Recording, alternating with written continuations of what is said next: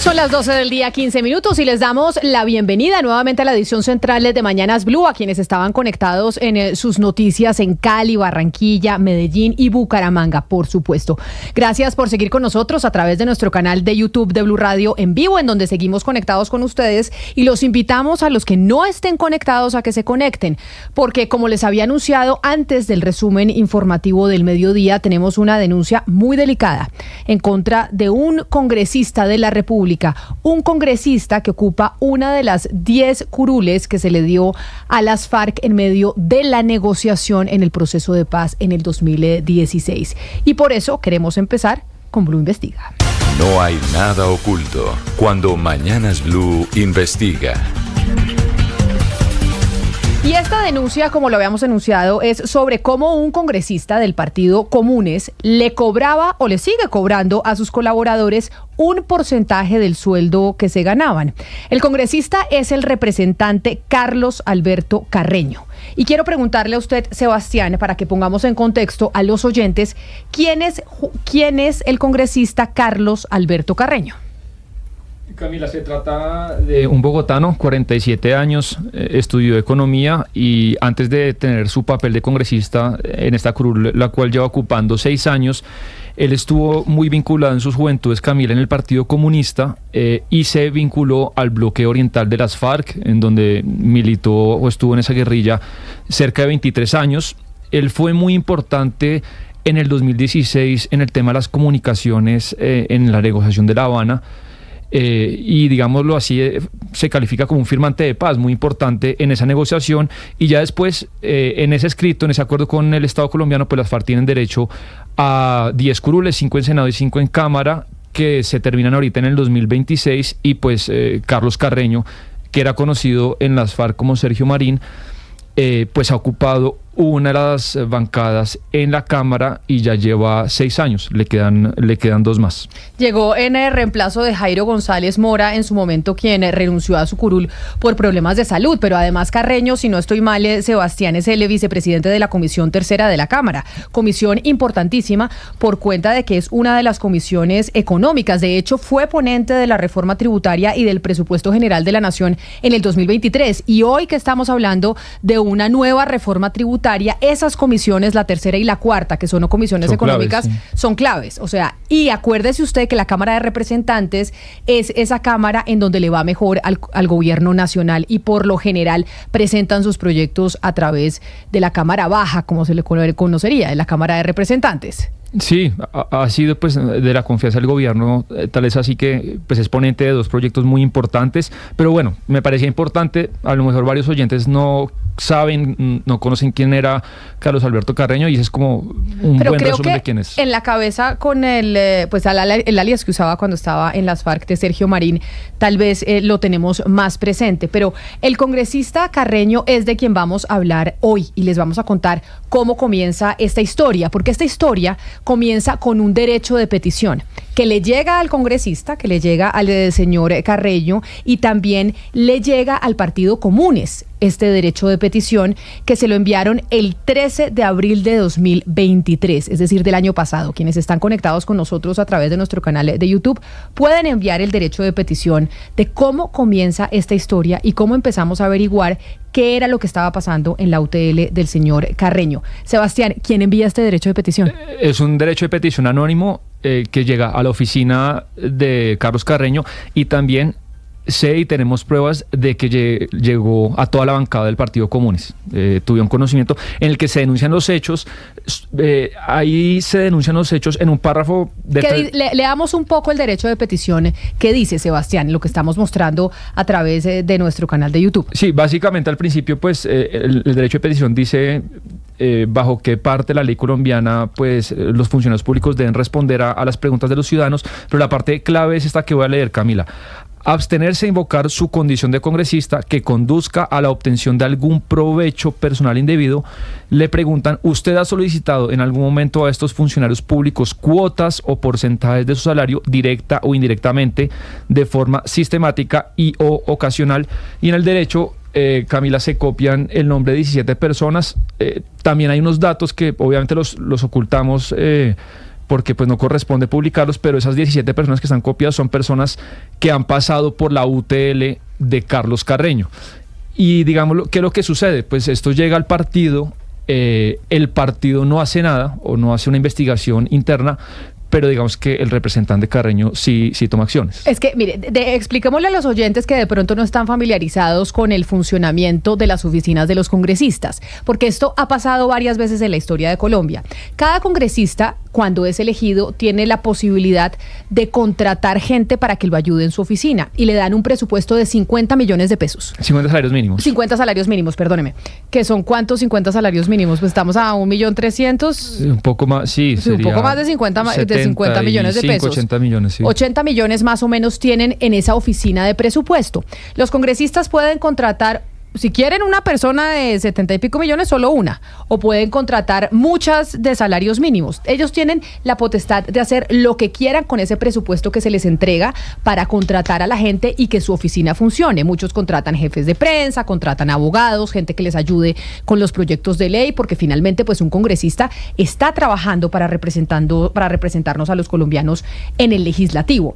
Lo que usted está diciendo y lo que dice ese derecho de petición de cómo empieza toda esta historia es que este señor Carreño, Sergio Marín, como se conocía cuando estaba en las FARC, le estaba cobrando un porcentaje a esas personas para contratarlas. Es decir, yo lo contrato, pero usted me tiene que pagar el 10% de su salario. Sí, son aportes obligatorios y esto es una práctica que las paredes del Congreso saben bien que existe hace mucho, pero bueno, lo que vamos a hacer hoy es probarla y contarla cómo funciona.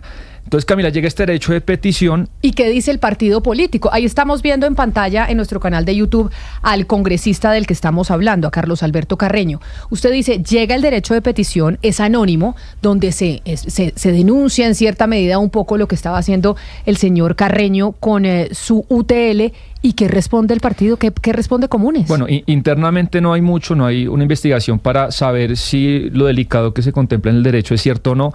Pero lo que sí sucede es que el congresista Carreño cita en la oficina suya a su equipo de trabajo legislativo 4 días después. Esta es una reunión del 17 de abril del 2023 en el que encierra, insulta, amenaza, agravia en términos muy intimidantes a todo ese equipo de trabajo. Incluso les habla, Camila, según varios presentes, sobre las actividades de sus familias, que él quería que ellos estuvieran muy presentes, que él sabía exactamente sus familias a qué se dedicaban. Entonces, pues, obviamente, esto se puede tomar como una amenaza de muerte. ¿Le parece, Camila?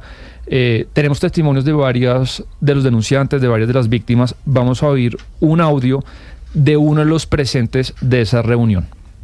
Este equipo periodístico pues tuvo conocimiento de un derecho de petición anónimo que le llega al representante relatando algunos de estos hechos y en el que copia a más de 10 trabajadores y extrabajadores de su UTL. Me gustaría saber cómo fue la reacción con el equipo cuando al representante le llega a sus manos este derecho de petición. El derecho de petición llegó en abril del 2023. Él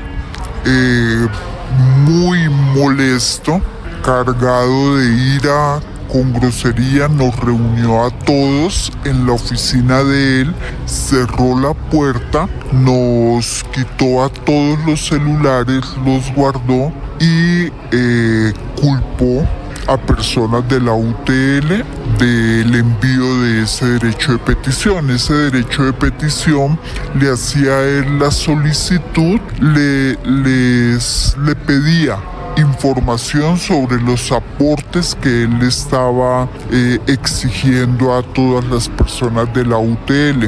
En esa reunión él fue bastante grosero, con gritos, con amenazas. Dijo que él iba a descubrir quién le había enviado ese derecho de petición porque él sabía que las personas que lo habían hecho estaban dentro del equipo de trabajo y que si él tenía que ir a la cárcel, él iba, pero que en la cárcel él se iba a volver peor ser humano y que iba a salir y que se llevaba al que fuera, pero que con él nadie se metía. Esos fueron los términos de esa reunión. que duró aproximadamente unos 40 minutos, donde estaba reunido todo el equipo de la UTL. Este es el testimonio de uno de los trabajadores y una de las víctimas de la UTL del congresista Carreño, que narra. Obviamente cambiamos su voz por seguridad, Sebastián, porque ¿cuántas personas trabajan en la UTL del señor Carreño? Sé que en ese momento, 2023, entre unas 7 y 8, pero como usted decía, eso puede variar mucho porque como son funcionarios de libre remoción y nombramiento, y cada congresista puede decir, no, ahora quiero tener 3 o quiero tener 10, pues ahorita no lo sé, pero en ese momento eran entre 7 y 8. Y cambiamos la voz por seguridad porque precisamente hay temor dentro de los trabajadores de la UTL del congresista Carreño, sobre todo por lo que narraba esta víctima, en donde decía que conocían cuáles eran sus familias y que si él se iba para la cárcel, en la cárcel iba a ser, pues, peor que como es hoy como congresista. Y pues yo no quiero estigmatizar el proceso de paz ni mucho menos, pero pues por supuesto hay un temor adicional cuando usted tiene un congresista que en algún momento empuñó las armas. Pero mire, Sebastián, quiero preguntarle sobre cómo funcionaba la estructura, porque cobrarle a los funcionarios el 10% o el 1% o lo que sea de su salario de una UTL, como eso es un delito, pues eso no es tan fácil de hacer. ¿Cómo funcionaba? Sí, ahora vamos a explicar bien porque esto no fue espontáneo o pan de un día por alguna necesidad puntual, sino esto fue estructurado, estaba muy afinado y durante muchos años, por lo menos 6 años, desde el 2018. Y ya vamos a ir contándolo con pruebas y también apoyándonos en más testimonios. Vamos a poner, Camila, otro de los denunciantes, otra de las víctimas, es una pequeña entrevista que le hice y vamos a tener luces de cómo funcionaba, porque él cuenta de cómo era el mecanismo, pues, de cobro coactivo de parte del salario. ¿Cuántas personas, durante cuánto tiempo que usted tiene conocimiento, pues tuvieron que darle aportes obligatorios de parte de su salario al representante? En ese momento, en el 2018, cuando el representante Carlos Carreño, conocido como en el ámbito de comunes Sergio Marín, tenía entre 7 u 8 integrantes de UTL, si no estoy mal, y pues todos teníamos que hacer aportes solicitados por él, aportes en dinero, con base en los ingresos que generáramos cada uno. Entonces, dependiendo, digamos, los ingresos oscilaban entre, yo supongo, aproximadamente 250,000 pesos y 500,000 pesos. Dependiendo, ese era el aporte que tocaba hacer mensualmente. ¿Qué ocurría si alguno de ustedes se quejaba o se negaba a hacerlo o decía, bueno, no tengo por qué seguir haciéndolo porque es mi salario? ¿Qué ocurría si alguno de ustedes expresaba ese malestar? Hubo episodios donde algunos integrantes evidenciamos en cierta forma la imposibilidad o la no posibilidad de suministrar esos aportes. Inmediatamente él era categórico e inclusive entraba en ira, en muchas ocasiones entró en ira al no hacer esos aportes o al contemplar la posibilidad de no hacer esos aportes. Era claramente una orden establecida por él que había que hacer esos aportes sí o sí, y que quien no quisiera, pues que ya se sabía que se atuvieran las consecuencias, que era básicamente perder el empleo. ¿Hubo personas de su equipo que perdieron el empleo sencillamente por la razón de no dar más aportes o de negarse? Sí, en el caso mío particularmente, yo le expresé unos meses antes de la exigencia de la renuncia por parte de él, pues la no posibilidad de seguir suministrando ese aporte. Y este aporte obligatorio, al menos en su caso, ¿cómo funcionaba? ¿Usted lo daba en efectivo, hacía una transacción? ¿Cómo funcionaba en su caso?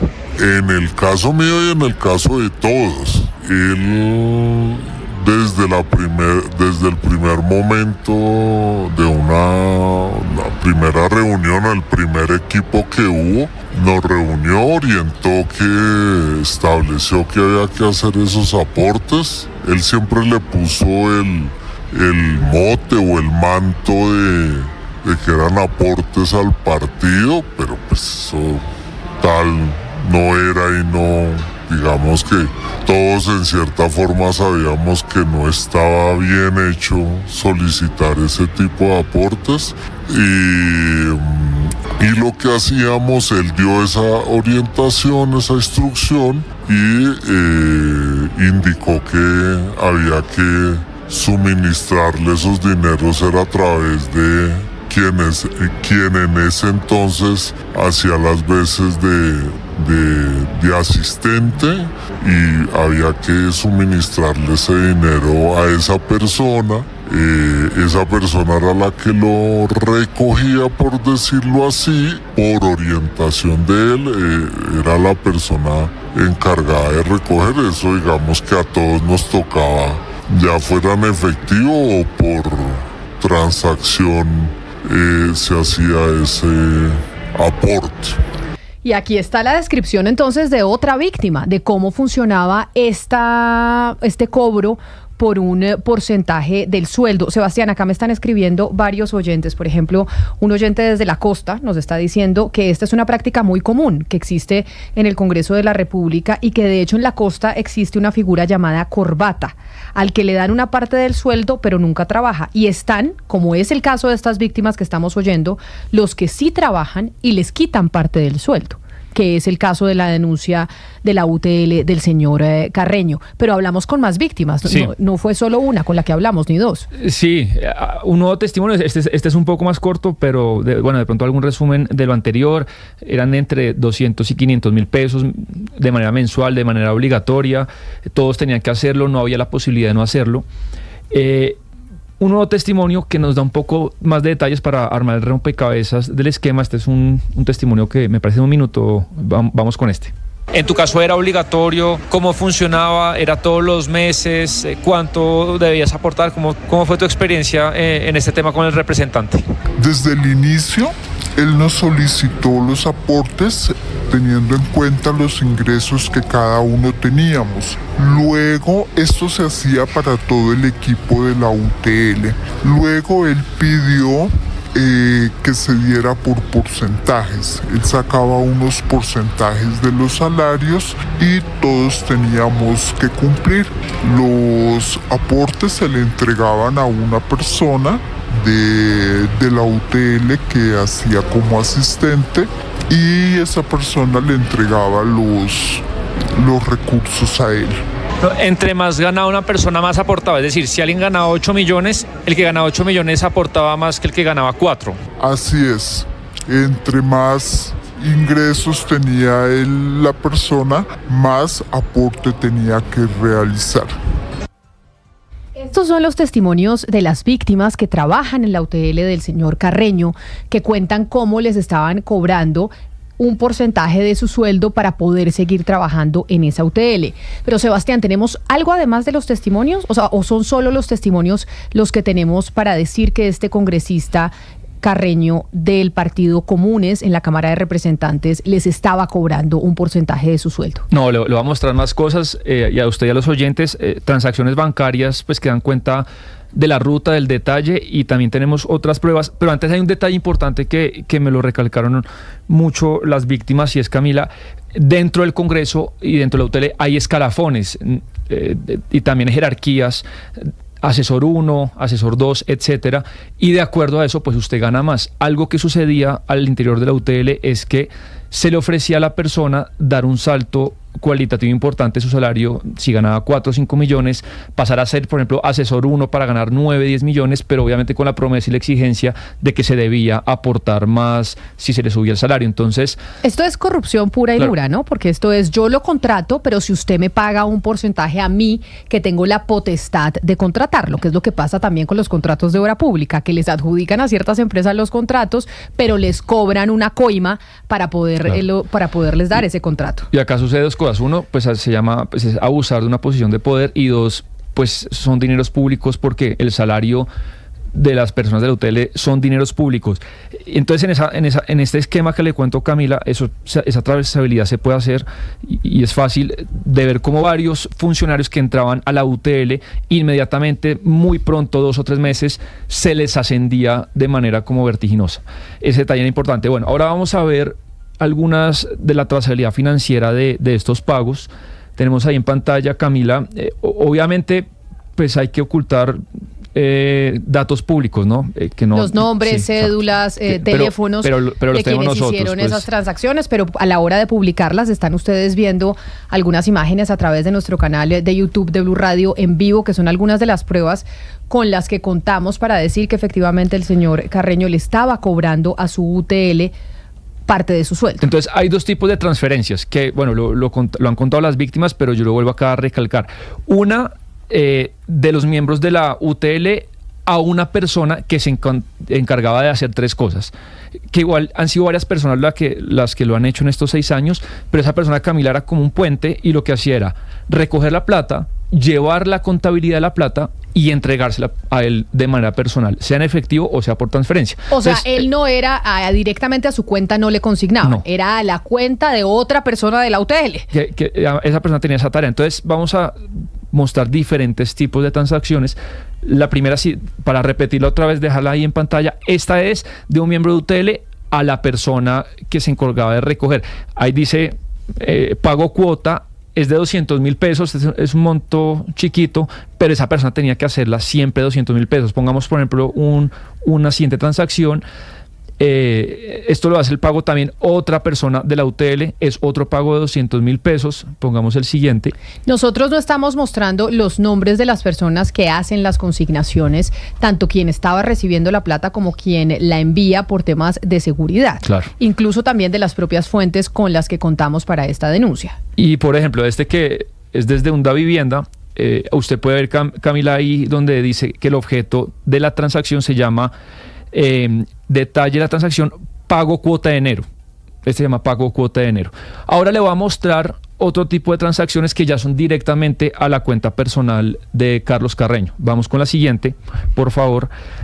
Usted puede ver ahí, este es desde un corresponsal, y ahí en la parte, diría, superior derecha, dice Carlos Carreño. Esta es por 179,000 pesos. Esta es ya la que se hacía después de recoger la plata mensual, el giro directo al representante. Ahí dice, titular de la cuenta, Carlos Carreño, 176,000 pesos, 170,500. La anterior transacción en Davivienda era de 900,000 pesos, que era una transacción mucho más alta, porque usted nos explica que se dividía en 2 tipos de transacciones, las de bajo monto y las de monto un poco más alto. Así es. Y esta también ya es, después de recoger la plata, directamente a esta cuenta, que es una cuenta personal, Camila, del representante. De esta ya es de 1.200.000 pesos. Ahí aparece producto destino, queda claro que es a la cuenta de Carlos Alberto Carreño Marín. Y bueno, esto, repito, se hacía de manera sistemática todos los meses. Más o menos el representante por este concepto ingresaba entre 6 y 7 millones de pesos a partir, pues, de estas cobranzas obligatorias. Y hay unas que están obviamente identificadas por el tema de la trazabilidad financiera, pero muchas otras eran en efectivo, y pues usted sabe que el efectivo, esa historia nadie la conoce. Sebastián, las personas con las que nosotros hablamos que hacen esta denuncia, ¿trabajan todavía en la UTL del representante Carreño? No. Ya no están trabajando con el representante Carreño. Pero eso se sigue haciendo en este momento, según lo que me han comentado, este esquema. ¿Qué respuesta, mejor dicho, en algún momento el representante ha aceptado este mecanismo de cobro? ¿Usted ha hablado con el representante sobre esta denuncia? Sí, hablé con él, le comenté lo que íbamos a publicar, y le dije obviamente que tenía todo el derecho y la opción, pues, de acompañarnos al aire o de dar alguna respuesta sobre los hechos, y me dice que por ahora no lo hace, y me dio, digamos, el permiso de contar su respuesta. Su respuesta es que todo es mentira, que esto es falso, que él jamás ha cobrado ninguna cuota obligatoria a ninguno de sus trabajadores. La explicación que da es que él ha contado con algunos trabajadores mediocres y lo que sucede es que los ha despedido, pues porque él tiene todo el derecho, porque son cargos de libre remoción y nombramiento, y que los despide y que al tiempo después aparecen este tipo de acusaciones y de versiones que son un poco más por retaliación o por venganza por haber despedido a funcionarios mediocres, pero él repite que él jamás ha hecho eso y pues obviamente le recalcamos que los micrófonos están abiertos para poder hablar con él. Porque también intenté comunicarme con Rodrigo Londoño, el presidente de Comunes, y no fue posible. Y le transmití a través de su equipo de prensa que era una denuncia delicada, que además sabíamos que el partido había conocido el derecho de petición, entonces que considerábamos importante pues saber la postura del partido, pero que van a trabajar y van a ver qué respuesta oficial hay. Sebastián, pero mire, el señor Carreño dice y que esto no es cierto, que son personas que él sacó de su UTL y que en venganza y retaliación ellos están inventándose esta información para hacerle daño. Nosotros tenemos alguna prueba en donde el señor Carreño, pues algún audio en donde el señor Carreño acepte que esto sí lo estaban haciendo. Sí, bueno, vamos ahora con unas grabaciones. Ya les hemos contado cómo funciona. Según las víctimas, les hemos mostrado parte, obviamente son muchísimas transacciones financieras, pero una parte de la trazabilidad financiera. Ahora, Camila, vamos con una grabación de inicios del 2023. Es una grabación, el contexto es la voz del representante Carreño y le tengo que dar el contexto antes de que lancemos el audio, y él se está quejando un poco de las pocas cuotas políticas que el Partido Comunes tiene, quejándose, por ejemplo, respecto a las grandes cuotas que tienen los representantes por Bogotá del Pacto Histórico, y en ese contexto, pues él cuenta que está contratando a alguien, sí, y que a esa persona se le va a cobrar una cuota obligatoria. Ese es el contexto. El audio a veces, si usted solo lo oye, pues no es tan claro. Por eso me parece importante que aquellos que quieran saber exactamente lo que dice, se conecten con nosotros a través de nuestro canal de YouTube, porque ahí estamos poniendo las transcripciones exactamente de lo que ustedes están oyendo. Porque a veces, como es una grabación que seguramente se hace con un celular, no se entiende también lo que está diciendo el señor Carreño, el representante a la Cámara, que están acusando de cobrarle a su UTL, a funcionarios de su UTL, una plata por contratarlos. Hablemos de los representantes por Bogotá del Pacto, solo el Pacto. ¿Cuántos funcionarios quiere que tienen uno por uno, libra por libra? Una Libre Uribe, un Gabriel Becerra. Nosotros, hermano, la puta no haciendo de rack, pero estoy abogado, son 18, ahorita para Semana Santa, hermano. Wilson me escribió 3 veces, me tocó mandarle plata, o sea, ¿qué pasó con el trabajo? Wilson, el de USME, el de Bucaneros, sí, es profesional de la pedagógica, ¿no? Pues no mira la hoja de vida, será educador físico, qué puta será esto. Y entonces yo le dije a Wilson, hermano, lo contratamos ahí, pero una parte de lo que usted se va a ganar para que se la dé a Turro, que es otro que está fundido. Y yo le digo, ¿no lo he visto? Yo le hablé en ese momento como de 5 millones. Le digo, bueno, le pase por ahí $1.200.000, $1.200.000, $1.5 million. Perfecto, alguien que gana 5, pues, quitarle $1.5 million. Pero como todos están llevados. Ahí en este audio se evidencia un poco pues la situación también del Congreso y la burocracia, ¿no? Sebastián dice, nosotros no tenemos representación política en el gobierno nacional como sí tienen otros representantes a la Cámara, y lo único que tenemos es la UTL, que sí la utilizan muchas veces ese presupuesto precisamente para hacer favores políticos a cambio de votos, y es: tengo 50 salarios mínimos, contrato gente por bajo monto, las famosas corbatas que nos escribía el oyente desde la costa, y así de esa manera pueden suplir esa necesidad burocrática, que es como funciona el sistema político en nuestro país, y pues no es un secreto para nadie que acá se cambian votos por puestos. Sí, y se está comparando la bancada de Comunes con, lo dice él, pone ejemplo de 2 representantes de la Cámara por el Pacto, que son Libre Uribe y Gabriel Becerra, y al final, que creo que la parte clave, le cuenta que está contratando o está por contratar a un tal Wilson, y que al Wilson se le va a dar un salario base de 5 millones y que a él se le va a exigir, se le va a quitar entre $1.200.000, $1.200.000, y después dice, pucha, a alguien que gana 5 millones, quitarle $1 millón, $1.200.000 parecería mucho, pero bueno, todos están llevados como que toca. O sea, y esa es la realidad de mucha gente que acepta que esto suceda en las UTL o en otras oficinas del Estado, y es: yo no tengo trabajo, es o me gano los 3 millones y pico y entrego la otra plata, o pues estoy fregada, y la gente sabe, como acabamos de oír al señor Carreño, que es así, como están llevados les toca aceptar y punto. Toca. Y hay una última grabación que también aparece el representante Carreño. El contexto, Camila, él está hablando con una de las personas que le tiene que dar los aportes y están, digamos, dialogando sobre la plata, dialogando sobre lo que hay que dar, sobre lo que no, y en algún momento pues le dice, bueno, vamos a ver qué pasa con su deuda y tal. Vamos con ese audio, por favor. Manejo de plata siempre es complicado. Y yo por plata no peleo. Dele poder y dele plata, siempre estoy muy claro eso. Y como maneje el poder y como maneje la plata, dice mucho de la persona, más que cualquier otra cosa. Entonces, si tú me respondes por la deuda, bien, y si no me respondes por la deuda, también bien. Esa deuda es pues los pagos que hay que darle a él. O sea, él lo que está diciendo en esta grabación es, si me respondes, bien, no, yo no voy a hacer nada, pero si no me respondes, te vas. O sea, si no me pagas, no te contrato. Dice, si me respondes por la deuda, bien, y si no me respondes, también. Entonces, pero todo el contexto es precisamente los pagos que se le tienen que hacer. Entonces, bueno, esta es la historia, Camila. Esta es la historia de este, diría, un mecanismo extorsivo a los miembros de su tele, aceitado desde hace varios años, en los que pues se tenía que hacer, y si no se hacía, usted se iba. Y finalmente, pues también recalcar que todos los trabajadores de su tele pues también convivieron con el maltrato y con la amenaza permanente. Digamos que esto era realmente coactivo. Y los términos muchas veces del pago era amenazante, era duro.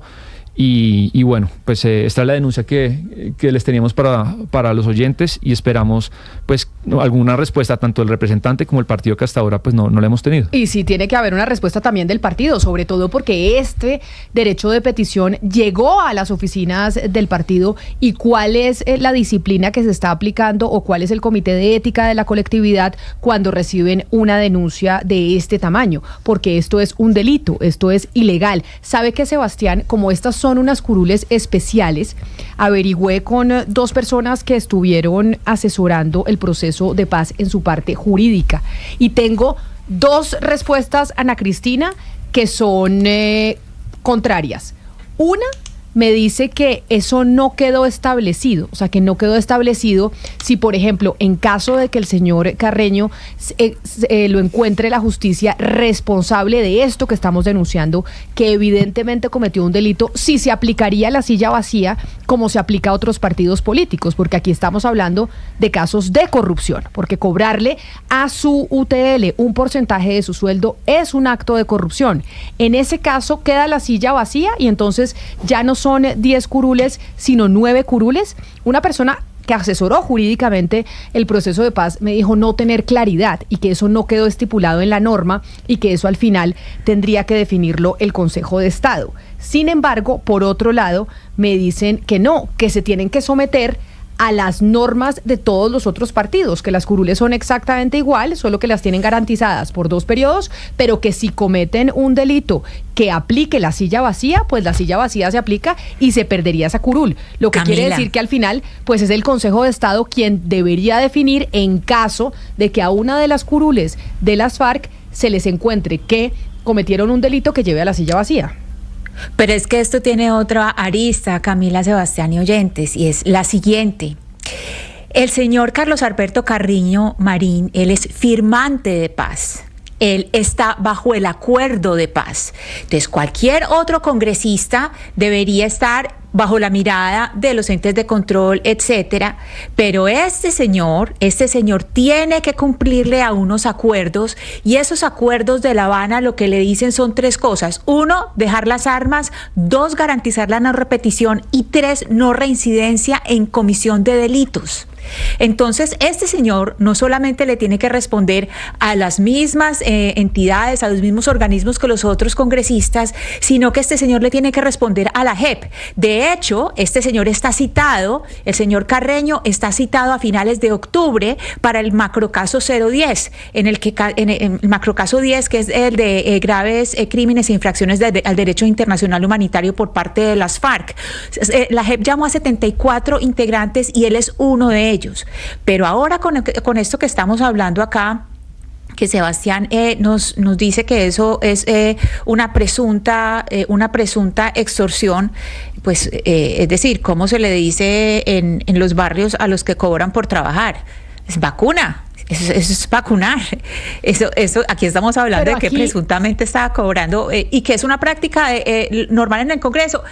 No sé si es normal o no, Camila, pero estamos hablando de un delito. Entonces, no podemos decir, y lo que me dicen a mí de la JEP, lo que me dice una fuente de la JEP, es que esto podría causar que le abran un incidente.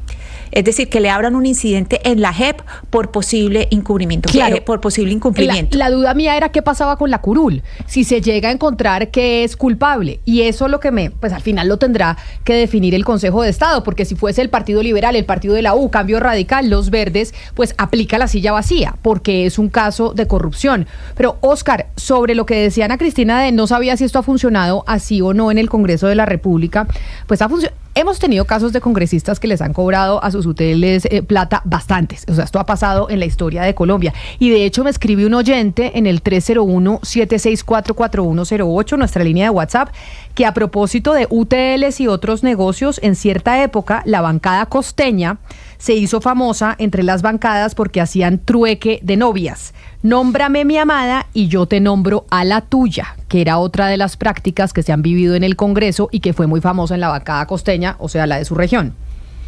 Mire, Camila, obviamente que estos casos son reprochables desde todo punto de vista, sea bancada costeña, o sea, cualquier tipo de bancada que lo haga. Son prácticas perversas y criminales, Camila. Y yo no creo que en este caso el Consejo de Estado, por ejemplo, cuando tenga que estudiar la pérdida de investidura del representante Carreño, vaya a asumir una posición distinta a la que ha asumido en el pasado. Se me ocurre, por ejemplo, el caso de doña Regina Once, ¿se acuerda usted? Perdió su curul por esto mismo, por pedirle contribuciones económicas a quienes estaban con ella en la UTL, y muchos casos, un senador y un representante de Norte Santander y de otras partes. Este tipo de conductas aberrantes, antidemocráticas, deben ser desterradas. Ahora, sin duda alguna, Camila, la responsabilidad del partido Comunes, y me llama la atención cuando dice Sebastián que no han respondido, pues deberían responder, porque este señor hace parte de la bancada Comunes y hace parte de la bancada que respalda al gobierno.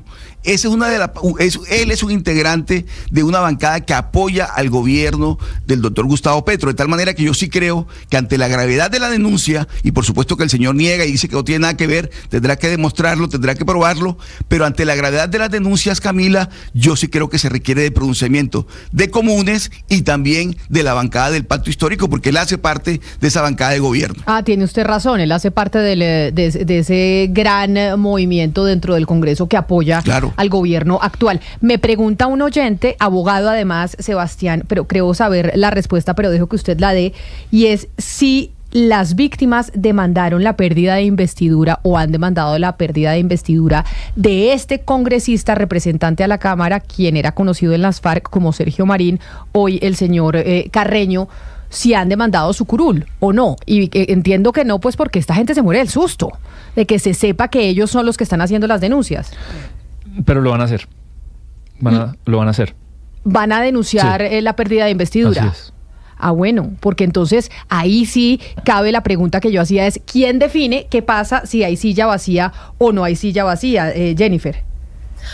No, Camila, que a mí sí me preocupa. Obviamente el hecho de que sea una curul de paz, pues le pone su punto de gravedad porque fueron curules que costaron sangre, sudor y lágrimas, pero me preocupa aún más, Camila, que esto sea un hecho que sea común o que se sepa, digamos, a voces en el Congreso y también diría yo que en otras instituciones. Lo ha dicho el mismo Congreso Visible. Dice que las UTL por falta de regulación y vigilancia se han convertido básicamente en focos de corrupción, en donde, como nos está contando Sebastián, pues en este caso se le obliga a pagar a los trabajadores de la UTL, pero recuerden ustedes el caso de Hernán Estupiñán en 2020, este representante a la Cámara, que ahí sí hubo una denuncia y 2 años después se le quitó su investidura. Así que yo creo que es muy importante denunciar, que se sepan estas cosas, pero también que exista una regulación para que esto no siga sucediendo, porque realmente es común. Es muy común. De hecho, estamos recibiendo aquí mensajes a través de nuestro canal de WhatsApp, de nuestra línea de WhatsApp 301-764-4108, de otro tipo de oficinas. Vamos a hacer las averiguaciones sin lugar a dudas, no solo en el Congreso de la República, sino en otras oficinas del Estado en donde tienen potestad los funcionarios de contratar y les cobran por contratar al funcionario. Es que al final esos 50 salarios mínimos, pues muchas veces es una moneda de cambio para muchas razones. Una manera es este mecanismo extorsivo, otra manera, entre comillas, menos coactivo, pero es, oiga, usted le dice, por ejemplo, no sé, a alguien en un ministerio o a alguien en una entidad, yo tengo acá 5 o 6 salarios mínimos, usted me pone a mi prima allá y yo le pongo a su primo acá, y al final pues es una moneda de cambio para favores políticos o para enriquecerse de manera ilícita, y eso se sabe en el Congreso, que lo hacen muchos partidos, pero bueno, probarlo es difícil, y eso creo que es lo que intentamos hacer hoy, Camila. Pues claro, por eso repetimos y le decimos a la bancada Comunes que estamos aquí atentos y con los micrófonos abiertos para que puedan responder a estas gravísimas denuncias. Ya van a hacer una denuncia por pérdida de investidura para el representante Carreño por estas evidencias que pues son contundentes. Acá hay grabaciones, hay transferencias bancarias, y esto es un delito. Usted no puede cobrarle a un funcionario que usted contrata para su unidad de trabajo legislativo, que tiene la posibilidad de hacerlo en el Congreso de la República, para que le dé un porcentaje de su salario. Yo no entiendo, los congresistas están ganando 40 millones de pesos, ¿es, Lucas, más o menos? ¿Es el salario de un congresista? Ya le confirmo en cuánto está exactamente, pero sí es más o menos 40 millones de pesos, más la seguridad que se les entrega, más los tiquetes que se les paga para ir a región. Más las primas. Y no les alcanza, Camila. Y los no teléfonos eso es lo que yo digo. 48 es increíble. Millones, 142,000 pesos mensuales. 48,142,000. Ese es el salario, usted. pero se ganan 14, entiendo, ¿no? Creo que, ¿o cuántos salarios se gana un congresista? Creo que no son solo 12, creo que son como 14 Camila, salarios al año, si no me equivoco, Ana Cristina, más los celulares, más las camionetas, más... Y no les alcanza, tienen que quitarle a sus empleados de la UTL una porción. No, esto es increíble, de verdad, el nivel de corrupción. No, pero es que, terrible. Oscar, es que precisamente cuando uno se devuelve y mira cuál era todo el discurso sobre el cual se había armado, parte del discurso de la lucha armada era para luchar contra los sistemas de corrupción, digamos, del statu quo, y llegan y hacen esto. O sea, llegan y hacen lo que estamos viendo. Yo creo que aquí es este caso que acaba de denunciar Sebastián, no es un caso cualquiera de corrupción. Yo creo que es que ahí hay una cantidad de aristas distintas para analizar, y es la manera en que el poder corrompe incluso a quien llegó al poder por criticar ese poder. E inmediatamente está ahí, hace las mismas prácticas o entra en las mismas prácticas, a pesar de que tiene un escrutinio mayor que otros, porque como les decía, el señor Carreño está bajo un escrutinio mayor porque él es un firmante y tiene algo que probar ante la sociedad. Mire, Ana Cristina y amigos de la mesa, Camila, y la excusa de que esa plata es para el sostenimiento o el mantenimiento del movimiento político o del partido político, que es la que siempre utilizan, tampoco les sirve, porque ya se demostró en muchas pérdidas de investidura que el Consejo de Estado dice no es válida la excusa de que es que esos recursos se piden para el sostenimiento del partido político o del movimiento político. No le funciona como excusa, que es la de la que se valen casi todos. Así es. Pues esa es la historia, la denuncia de hoy contra el congresista Carrillo. ¿Cuál es? Carlos Carreño.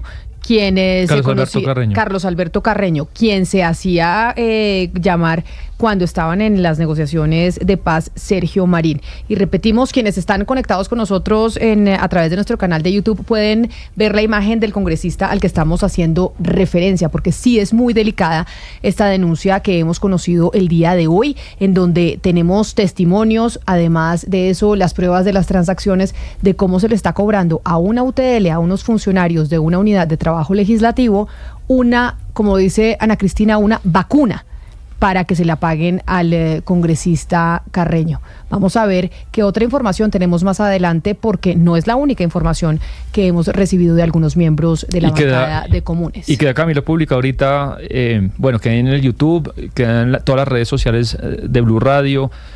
Van a salir notas al respecto. En mis redes sociales también publicaré algunas cosas. Entonces, ahí está toda la información para cualquier persona que le interese, la puede repetir y leer. En bluradio.com encuentran toda la historia, los audios de lo que acabamos de mostrar aquí en Mañanas Blue. A ustedes, gracias por empezar la semana con nosotros. No se